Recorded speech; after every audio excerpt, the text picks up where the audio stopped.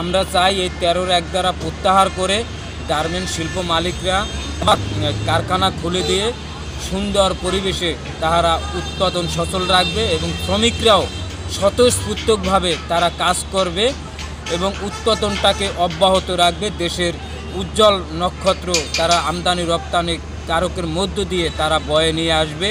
এতটুকুই আমরা আশা এবং প্রত্যাশা রাখি এবং এদেশের সকল শ্রমিকদেরকে আহ্বান জানাই, অন্তত তৃতীয় পক্ষের কোনো উস্কানিতে পা না দিয়ে তাহারা আনন্দ ফুর্তিতে স্বতঃস্ফূর্তভাবে কলকারখানায় কাজে যোগ দেবেন কারখানা খুলে দেওয়ার পরে, যাতে করে দেশে কোনো বিশৃঙ্খলা ঝামেলা যাতে করে না হয় এই ব্যাপারে লক্ষ্য রাখতে হবে এবং তৃতীয় পক্ষর ইন্ধনে পা দেওয়া যাবে না। শিল্প বাঁচলে দেশ বাঁচবে, শ্রমিক বাঁচবে, দেশের অর্থনৈতিক চালিকা শক্তি বৃদ্ধি পাবে। ধন্যবাদ। গত কয়েকদিন ধরে পোশাক খাতে বিভিন্ন কলকারখানায় গার্মেন্ট শিল্পে হামলা চালাচ্ছে একটি দুষ্কৃষ্টিকারী শ্রেণীমহল।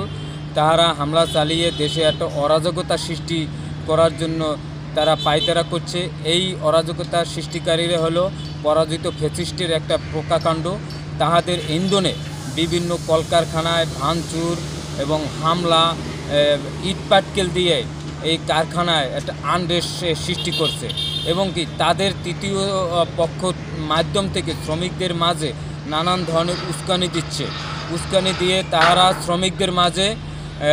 শ্রমিকদের মাঝে নানা দাবি হাজির করছে। এই দাবিগুলো 5ই আগস্টের আগে কখনোই আমরা শুনি নাই, শুধু 5ই আগস্টের পরে শুধু দাবি আর দাবি। কালকে থেকে গত কয়েকদিন ধরে দেখলাম এই শ্রমিকদের মধ্যে থেকে এই দুষ্কৃষ্টিকারীরা ঢুকে তারা কারখানায় আগুন পর্যন্ত দিয়েছে। এমনকি মার্কেটে সহ দোকানপাটেও তারা বিভিন্ন রকমে তারা হামলা চালাচ্ছে।